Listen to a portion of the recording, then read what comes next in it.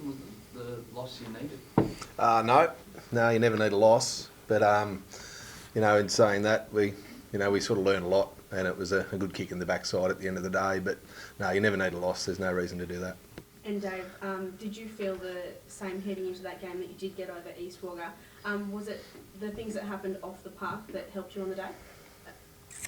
Oh no, I haven't really looked at it that way. No, we've just always prepared for. We had the luxury of playing a final the week before to sort of get used to the pressure and looking at the North Wagga game. Our first finals game wasn't really good with our skill level and handling the pressure, so we had that under our belt. So we just had that little step ahead of East Wagga leading into that game. So our preparation probably was a little bit easier that way, just due to playing finals first and they had the week off. So I just was wrapped with the way that we put things together that we've been working on all year, and there was only two parts of that game that in our review that we wanted to improve on, and hopefully we can do that this weekend.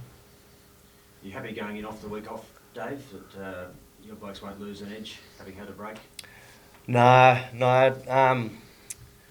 We definitely really pushed to win that game. Like, we really focused on and wanted to win that game there just to go straight in. We've got a few older blokes in our side that do need the week off, and they definitely are a lot better after having a week off. So it was a big focus for us to throw everything at that game and try and get the week off. Yeah. You didn't have Dale Hugo that day. He'll come back in, I guess, this week. Yeah. Dale will come in for his 100th game for the club this week. That was a big phone call to get Saturday morning. We did know that he'd been crook for a few days before that, and then when he didn't come up, it's a big hole for us. He's a major ball winner for us, and he's a proven big game player. And last time we won it, he was best on ground. So he'll add a lot of experience this week and come straight in. Yeah. You do have a lot of blokes who are still there from that 2011 Premiership side, and other blokes with grand final experience. Is that pretty important going into a Premiership decider? It is. Yeah, it's been a little bit different actually at training, because we've got, out of the 22 that'll play on the weekend, there's 17 that have played in senior premierships at our club. So, a lot of experience and just toing and froing with those blokes at training, and just different ideas and how they prepare, and they've all been different levels of football, obviously, but I think that's definitely a positive for us, just to hopefully, we can be a little bit more relaxed on game day. Obviously, you get a little bit, it's a big game, so you can't hide everything, but just to be a little bit more calmer, and hopefully we can make better decisions under pressure when we're a little bit calmer, and the preparation and having that experience of those blokes to pull the other 5 blokes along will be, I think that's a big key for us. And obviously another massive in for you guys as well with Ben Absalom back in. Talk us through the difference that he's going to make to your midfield and also leadership-wise. Well, I think primarily it is leadership. We've had injuries from round one. James Creasy goes down round one. We've had injuries to key players all year, so we've had a really good opportunity to work on that all season. But he's clearly a class player in the competition. So to get him back in, he'd have played last week if the grand final was last Saturday. So the extra weeks just made him cherry ripe. We've had to slow him up at training because he's just jumping out of his skin.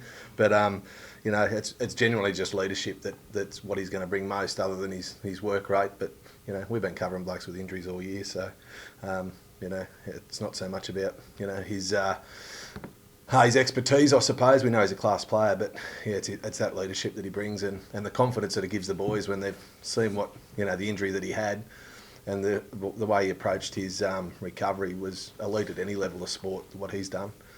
And like you said, you've been covering injuries all year. A credit to the depth in the club and for both sides, obviously, with the reserve grades in as well. Yeah, absolutely. We've had, I think, 36 or 37 players play first grade footy for us. We've had, we've had Creasy out for a month. We've had Garner out for a month. We've had Aitchinger out for a month. We've had Craig DePiazza go down in round 2 and didn't play again for the rest of the season. We had Jake Brain go down in about round 3 or 4, coming back from a hamstring from the senior side, and didn't play again for the season. So, it's a real credit to, particularly to Mark Adams for the work he's done with the boys in the reserves to keep them, on the straight and narrow. And, when you've got 30 reserve graders on a training track twice a week for most of the season, you're going all right. Oh, depth definitely is the key. Yeah, absolutely. We've been pretty lucky and managed players this year. Yeah, with injuries, we've only been, in contrast to Gav, we've only had 2 blokes with season endings. With Drewy Campton, just in our pre-season game, he was our centre half back for the Farrell League the last 2 years, so he left a really big hole for us. But being able to have the versatility of Josh Muserback to go back there is great. So with him and Gussie Keogh out, they're going to be hard for them to be watching on the weekend after doing the pre-season and doing the hard work. But we've managed our players pretty well. We've obviously had a few injuries during the year, but they're not the long-term ones. So it's just good to have pretty well as full a list as possible to pick from this week. And our seconds have had a couple of really tight victories and one really close loss in the final. So I think it should be a good battle in both grades. How do you harness coming off the back of knocking East Wagga off for the first time this year? You partnered with the hype of grand final week and all the excitement that comes with that. It is a bit of a different one, I suppose. Like East Wagga going through undefeated all year, and then you always hear people say, "Oh, they're beatable, they're beatable." Well, they haven't been beaten, so you can't. I didn't like that, people saying that, and then now that we know that we have beat them, that is definitely a confidence boost for us. But we know, and we've really spoke about over the last couple of weeks, that it's going to be a completely different game this week. Grand final, we were good on the day 2 weeks ago, which was great. We know we can perform on the big stage, but it's going to be a step up again, being a grand final, and East Wagga being the best side all year. Okay, they're going to be coming back with a lot different to what they did on that day. So, they had the week off prior to that, and we put down we're the last round off this year too. So I think we've both had pretty similar preparations this year, playing the same amount of finals games. So I think that's it's going to lead up to being a really good game this weekend. Gav, we obviously won the 2 home and away games before losing that final. Do you think the Rock just did catch you on an off day that day? Oh, look, I mean, it depends. You guys can make that sort of judgment. I just look at, again, our preparation, our execution. I mean, our preparation was, on reflection, it was pretty good Tuesday, Thursday, but there were certainly some things game day that we weren't all that pleased about. Look, I think it's just, different clubs at different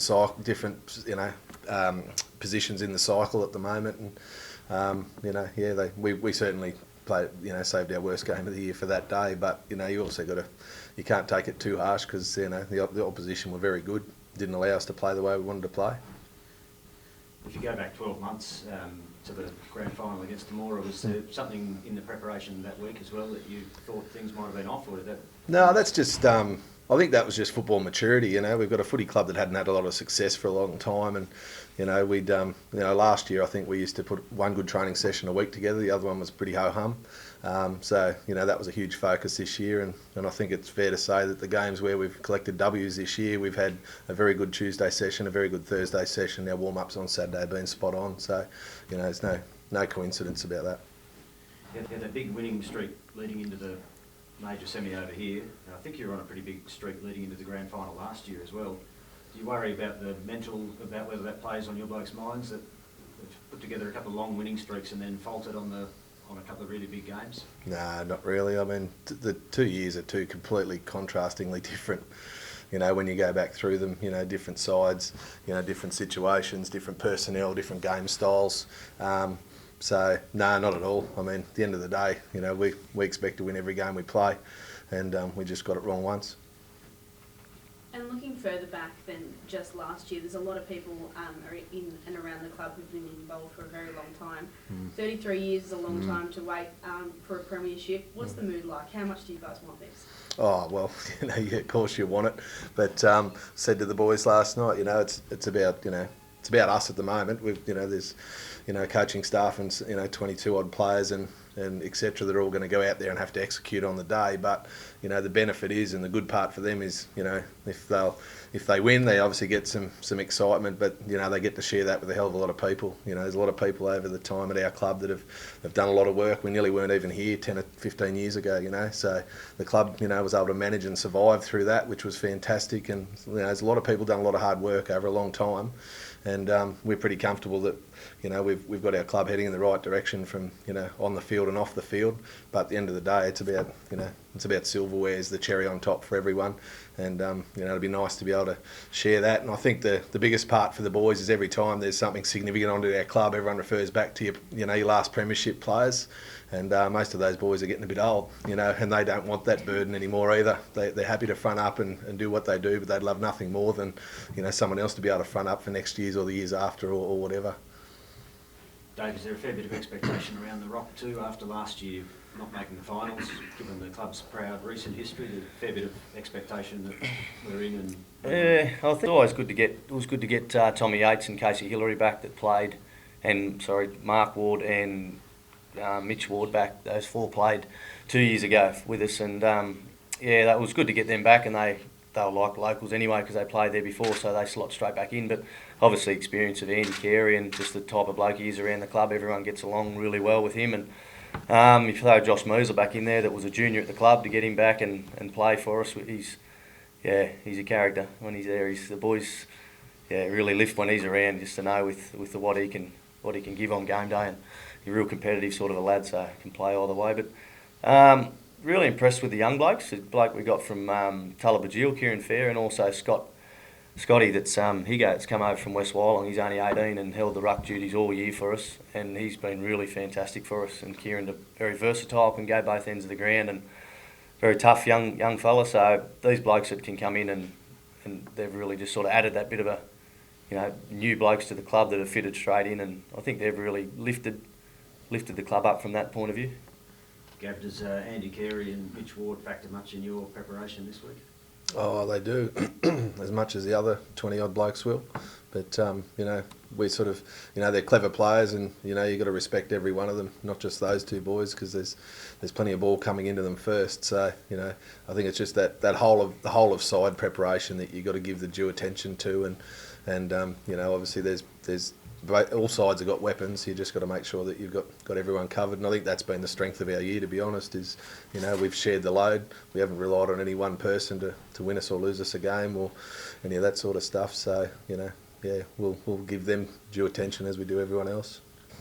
Yeah, our forward line's been pretty good. Justin Driscoll's took a lot of pressure since in the last 4 or 5 weeks off undies with his lead up. So, to be one-dimensional is not going to be any good for any side coming into a big game. So, obviously, East Wagga got the 2 prongs down there, which are very good full forwards. And, obviously, Andy's, with how good a player he is, and one-on-one stuff, whether he's got 2 or 3 blokes on him, he brings it to ground. So, you definitely just got to have them other options. If we're just kicking to him all the time, it just plays into any side's hands. Okay, and East Wagga got a really tall back line, so that's going to help them if we're bombing away.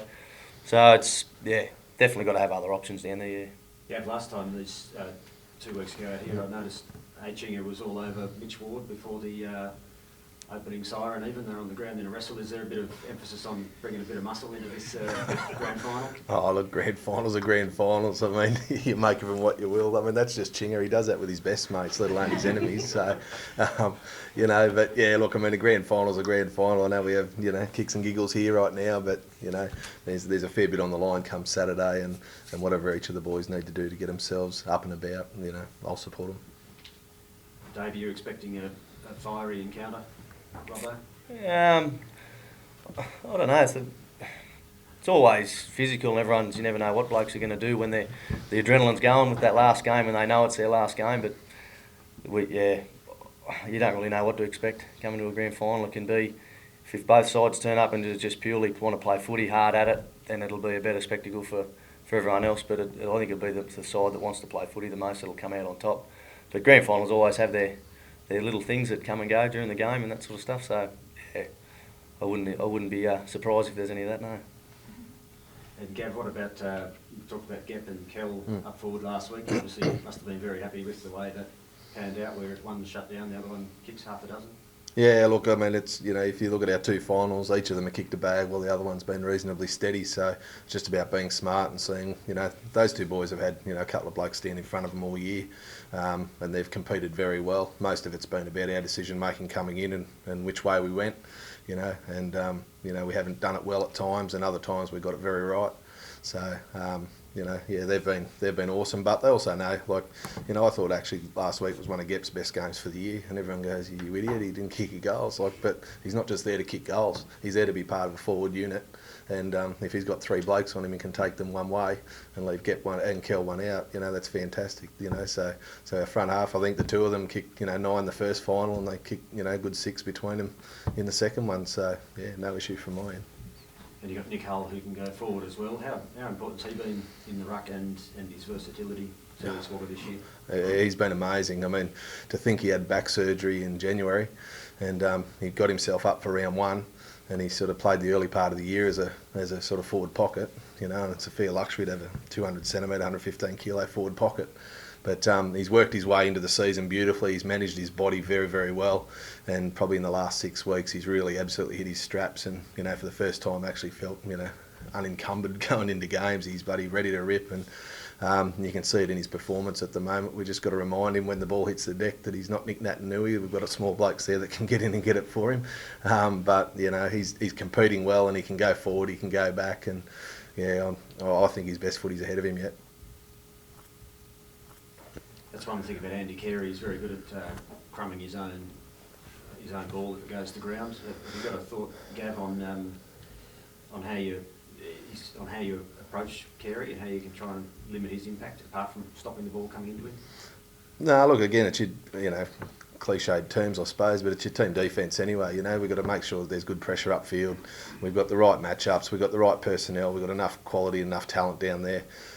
You don't need to be doing anything special at this time of year. What we've been doing, you know, for the last 18 games has been pretty good. So, you know, we'll back them in together. Like I said, the 6 of them will go out. They'll work out their own matchups and who they're comfortable with. They'll make their own changes during the course of a quarter if they feel they're appropriate.